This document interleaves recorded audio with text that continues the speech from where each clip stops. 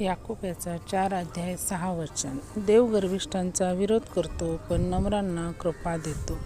Yes, आमेन. जय ख्रिस्त सर्वांना. कशी आहे माझी यूट्यूब फॅमिली? मी आशा करते तुम्ही सर्वजण सुरक्षित आणि आशीर्वादित असाल येशू मसीहाच्या सामर्थ्य नावामध्ये.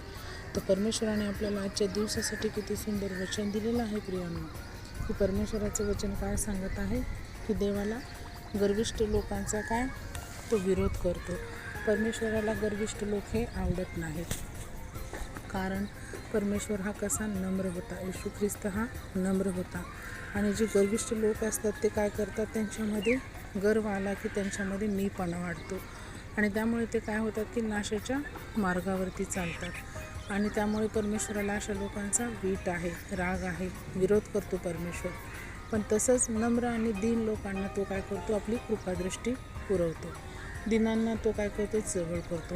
त्यांना सर्व प्रकारचे आशीर्वाद देऊन परमेश्वर ब्लेस करतो. कारण जेव्हा येशू ख्रिस्ताला क्रूसावरती वधण्यात येत होतं प्रियांनो, त्यावेळीसुद्धा लोकांनी परमेश्वराचा खूप छळ केला. पण त्यावेळीसुद्धा येशू ख्रिस्ताने आपल्या पित्याकडे आपल्या पापांसाठी काय क्षमायाचनाच मागितलेली आहे. तो तिथेसुद्धा लीन आणि नम्र झालेला आहे. कारण परमेश्वर तिथे सांगत आहे येशू ख्रिस्त की या लोकांना कळत नाही पित्या की हे काय करत आहेत, त्यामुळे यांना क्षमा करा. हो, त्यावेळीसुद्धा येशू ख्रिस्ताने त्या आपल्या पापांची ही क्षमाच मागितलेली आहे. आणि आपल्याच पापांसाठी परमेश्वर काय क्रूसावरती वधला गेलेला आहे प्रियांनो, कारण आपला नाश होऊ नये. हो, म्हणूनच काय आहे, जसं येशू ख्रिस्त दीन नम्र होऊन या जगामध्ये राहिला तसंच आपल्याला हे राहा म्हणून परमेश्वराची काय आपल्याला शिकवण आहे प्रियांनो. हो, आणि आपणही तसंच राहणं महत्त्वाचं आहे. कारण स्वर्गाच्या राज्यामध्ये काय आहे, दीनांचाच प्रवेश आहे. हो, जे दीन आणि नम्र असतात ते काय हृदयाने मृदू आणि प्रेमळ असतात. ते इतरांना त्रास देत नाहीत. त्यामुळे परमेश्वर काय करतो, अशांना जवळ करतो. त्यांच्या सर्व अडचणीतून परमेश्वर काय करतो, पार पाडतो.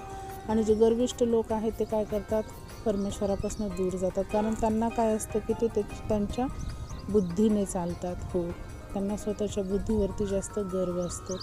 त्यामुळे ते काय करतात, परमेश्वरापासून दूर जातात आणि देवबापाला अशा लोकांचा काय वीट आहे तो विरोध करतो. तर या वचनासाठी आपण परमेश्वराला कोटी कोटी धन्यवाद देऊया आणि आपण काय करूया, नम्र राहण्याचा प्रयत्न करूया. आपण छोटीशी प्रार्थना करू. Hallelujah, hallelujah. धन्यवाद, धन्यवाद. आकाश पृथ्वीच्या निर्माण करत्या बाप्पा येशू मसीहाच्या सामर्थ्य नावाने तुझ्या चरणी येते माझ्या राजा. हो परमेश्वरा, आजच्या सुंदर दिवसामध्ये किती अद्भुत वचन दिलं आहेस माझ्या राज्यातून. ह्या वचनाबद्दल तुला कोटी कोटी धन्यवाद देते माझ्या परमेश्वरा. हो माझ्या बाप्पा, आम्हाला दिन आणि नम्र राहून हे जीवन जगत असताना बाप्पा येणाऱ्या अडचणीवरती मात करण्यास तू सहायता आणि मदत कर माझ्या राजा. हो परमेश्वरा, आम्हाला जगी गोष्टीमध्ये गुरफटून न जाता बाप्पा तुझ्या वचनाचा दावा करत तुझ्या राज्याकडे आम्ही एक एक पाऊल कसं वाढू याच्यासाठी आम्हाला ज्ञानबुद्धी समज दे माझ्या बाप्पा. हो परमेश्वरा, जे कोणी माझे बहीण भाऊ आज परेशानीत आहेत माझ्या राजा, त्यांच्यापर्यंत वचन पोहोचण्यास सहायता आणि मदत करा माझ्या राजा. या वचनाद्वारे ते सुद्धा आशिषित होतील माझा विश्वास आहे. ही छोटीशी प्रार्थना मी येशू ख्रिस्ताच्या प्रिय आणि गोड नावात केली म्हणाय का पित्या, आमेन. जय ख्रिस्त सर्वांना. शालोम. प्रभू येशू मसीहची शांती तुम्हा आम्हा सर्वांसोबत युगानुयुग असो येशू ख्रिस्ताच्या दुसऱ्या आगमनापर्यंत. तर परत भेटूया अशाच एका अद्भुत वचनासोबत. तोपर्यंत सर्वांना जय ख्रिस्त अँड थँक्यू सो मच.